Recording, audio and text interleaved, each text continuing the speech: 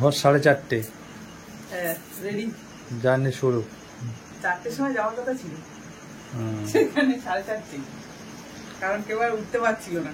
কালকে সবাই ব্যস্ত, সারাদিন সবার ব্যস্ত গেছে। কোথায় একটু রেস্টে থাকার কথা, সেখানে কিন্তু আমরাও ব্যস্ত, জগদীশ প্রিয়াঙ্কারাও পর্যন্ত ব্যস্ত। ওরা আরো রাতে ফিরেছে, আমরা দুপুরবেলা ফিরেছি, 10টা-11টার সময় ফিরেছি। যাই হোক, তার জন্য একটু দেরি হয়েছে, কোনো অসুবিধা নেই। কোথায় যাচ্ছি সেটা তো বলা হয়নি না। ও বাবা, কুকুর বলে দিচ্ছে তারা পিঠ। 4টের সময় মানে উঠেই পড়েছে, ওটা 4:30 পড়েছে। কোথায় যাবে? তুমি ওখানে শুয়ে এসে বলছি, তখন শরীর খারাপ ছেড়ে যাবে, তখন তারাপীঠ চলে যাবে। তারাপীঠ যাচ্ছ, তাই তো? ওকে, হালকা শরীর খারাপ আছে, জ্বর কাশি নিয়ে যাচ্ছে। আমাদের আগে থেকেই প্রোগ্রামটা সেটেল হয়ে গেছিল যাওয়ার জন্য, তো সেই জন্য আর কিছু করার নেই। সব ওষুধপত্র সঙ্গে নিয়েছি, অসুবিধা হবে না। তো চলো দেখতে থাকো আজকে ব্লগটা। ওর মধ্যে যেতে দেবে না। কি আবার বন্দি হয়ে গেছো নাকি ওপারে? কটা বাজে? 5টা তো বাজেনি এখনো, বাজতে যায়। হ্যাঁ, তো আমরা দেখো এই প্রিয়াঙ্কার বাপের বাড়ি এখানে চলে এসেছি, আর প্রিয়াঙ্কারা এখন আসছে। বেচারারা কালকে রাতে অনেক রাতে ফিরেছে, তো কিছু করার নেই। এখানে ওদের গাড়ি থাকে, তো এখান থেকে গাড়ি গেছে, ওদের বাড়ি গেছে সামনেই, একদম বাড়ি তো কাছাকাছি একদম। ওখান থেকে উঠবে একদম। হ্যাঁ, ওখান থেকে উঠবে। আমি এখানে বাইক রাখলাম, কারণ এখানে বাইক রাখাটা সুবিধাজনক। অবশ্যই এখানে বাইক রাখাটা সুবিধা। আর যাওয়ার সময় এখান থেকে টুক করে নিয়ে চলে যাবো। কেন টুক করে নিয়ে চলে যাবো? তাহলে বাড়ি যাবো কি করে? সন্দীপ কোথায় বলতো? সে মানে ঘুম থেকে ওঠেনি, ঘুম পাড়িয়ে নিয়ে যাবে। তুই প্রথমবার যাচ্ছ তারাপীঠে?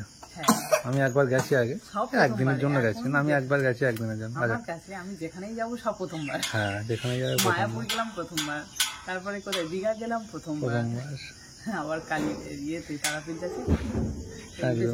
প্রিয়াঙ্কার মা বাবাকে উঠেছে, হ্যাঁ, আমরা এসে এখানে দাঁড়াতে আওয়াজ হচ্ছে। বোতল নিয়েছো না জল নিয়েছো? আর কি বলছি, বাইক ওখানে থাকবে? হ্যাঁ, বাইক তো ভিজবে না? শাড়ির কোনো বড় কথা না, মা পরে না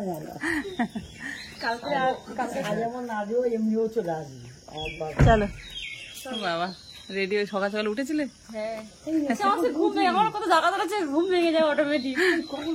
আমি তো যাবো না। আচ্ছা, কান্নার দরকার নেই। আচ্ছা, আমি উঠছি।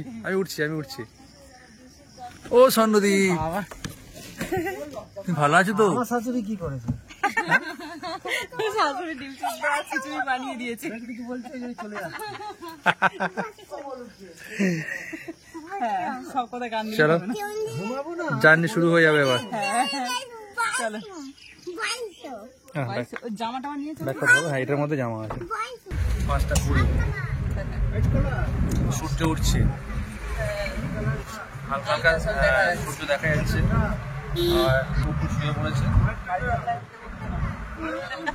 খুব করে কাশি। প্রিয়াঙ্কা বসে আছে, দেখো।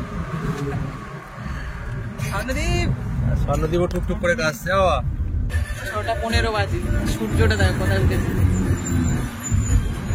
আর লাইনে শুধু সকালবেলা গাড়ি দেয়, এগুলো মানে কি বলো, পাবলিক গাড়ি থেকে এইসব ট্রাক হেন তেন এইসব বেশি, বলো মাল গাড়ি টাড়ি।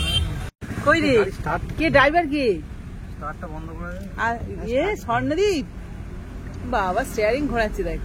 এরে বাবা, ডানকুনির কাছাকাছি দাঁড়িয়েছি, গ্যাসের ওষুধ খাবে বলে দেখো লাফালাফি করছে। সবাই খাবে বলছে আমি গ্যাসের ওষুধ খাবো। কি খাবে? চা খাবে? চা খাবে নাকি ছাতু খাবে? কিছু খাবে না।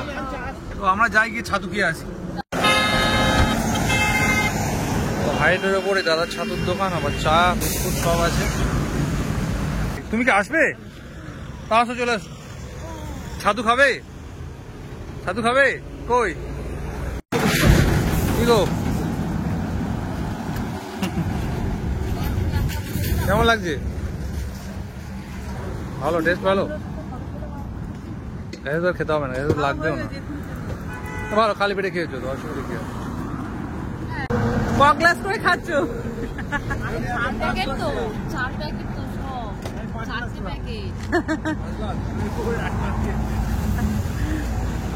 খাও, এই 1 গ্লাস নিয়ে আর খেতে পারছি না, এই যে রয়েছে এখন।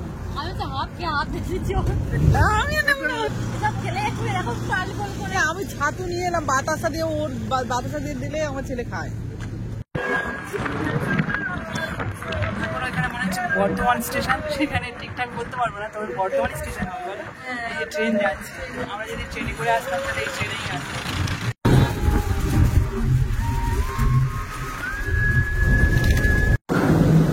আচ্ছা, এখন আমরা চলে এসেছি আমরা শক্তিগড় পূর্ব বর্ধমান।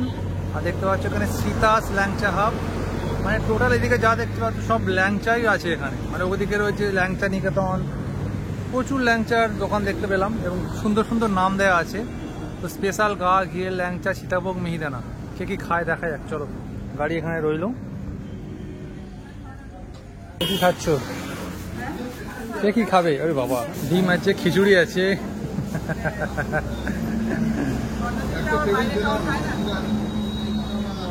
আচ্ছা, নিরামিষের ব্যাপার। হ্যাঁ, বুঝতে পারছি। ঠিক আছে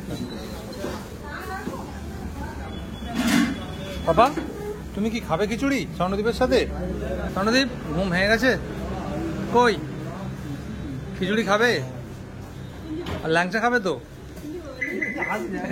মিহিদানা, সীতাভোগ, এখানে আমাদের কচুরি আর আলু তরকারি, এটা আমাদের মটর ডাল না ছোলার ডাল দেওয়া আছে। আর এদিকে তোমার এ খাচ্ছে খিচুড়ি নিয়ে এসছে। আবার ওদিকে কি মিহিদানা, মিহিদানা এসছে, সীতাভোগ এসছে।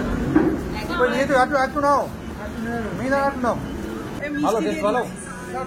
প্রিয়াঙ্কা, মিহিদানা ভালো, ভালো হওয়া উচিত।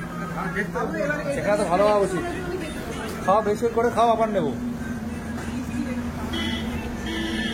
কি গো, হালকা মিষ্টি ভালো দেবে, হালকা। হ্যাঁ, খুব মিষ্টি দরকার নেই তো।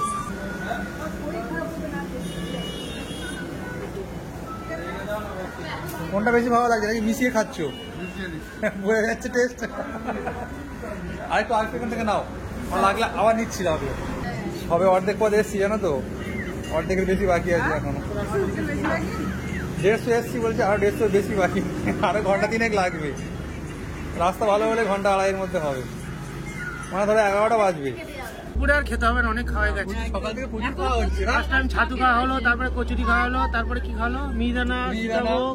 মানে তখন থেকে শুধু খেয়েই যাচ্ছ। তখন এত কত গ্লাস, একজন 3 গ্লাস করে মনে হচ্ছে ছাতু খেয়েছি।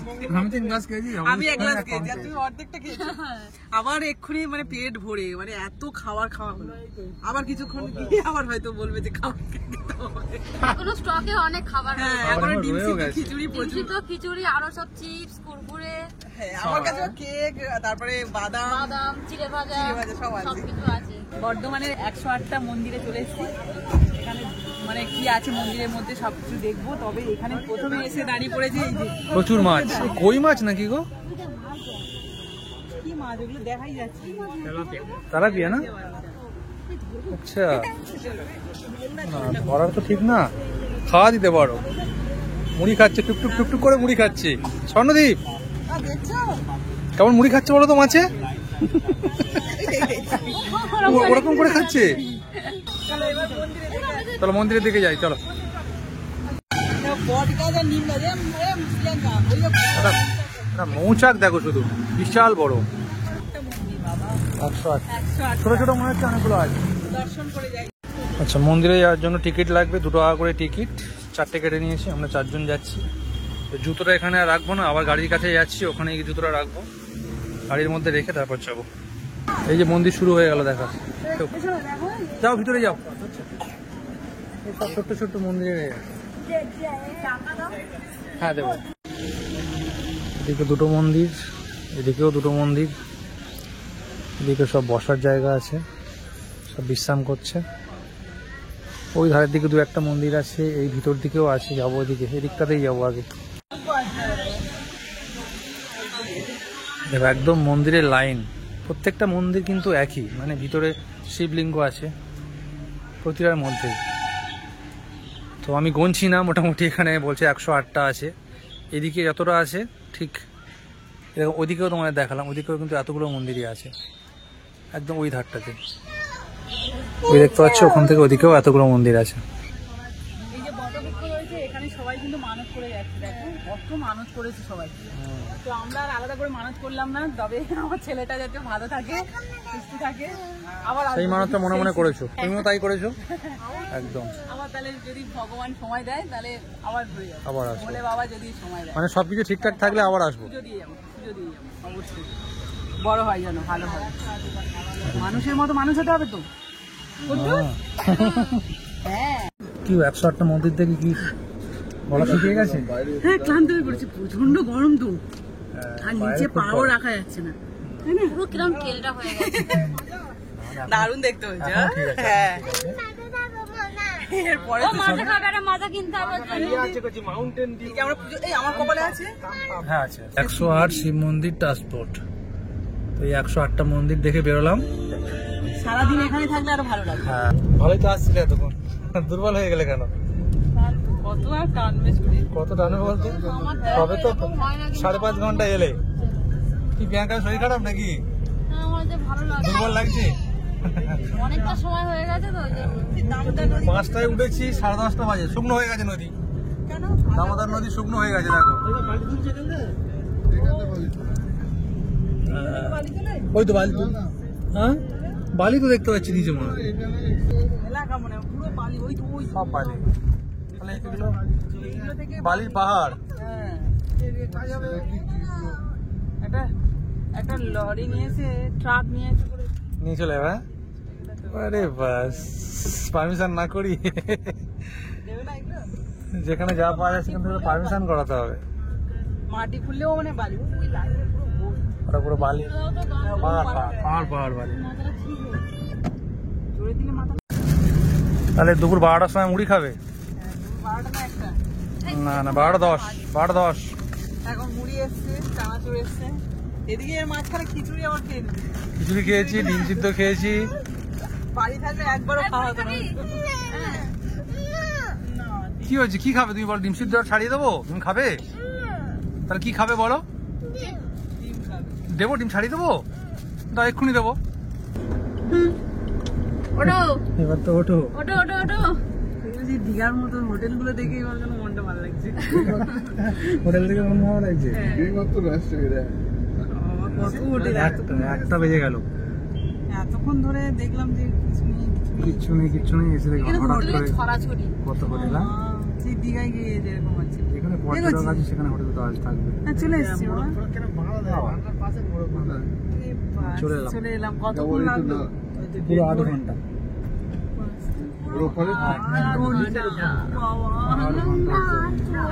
জার্নি করলাম। আমরা চলে এলাম, আমরা চলে এলাম। হরে কৃষ্ণ, আমরা একটু একটু করে এগিয়ে যাবো। হ্যাঁ, যেদিন যাবো, হ্যাঁ একটু একটু করে এগিয়ে যাবো। একসাথে টানা এতটা যাবো না। এখানে মাছ কিনতে আসতে হবে, এই দেখো।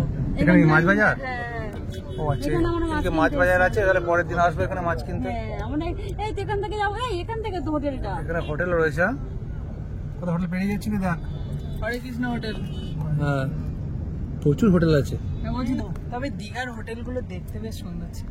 হ্যাঁ, এখানে তো তোমার মন্দিরের ব্যাপার, হ্যাঁ, অত পুজো আর্চার ব্যাপার, এখানে খুব খুব দেখানদারি ব্যাপারটা নেই। প্রচুর হোটেল, হ্যাঁ খুব শান্তি।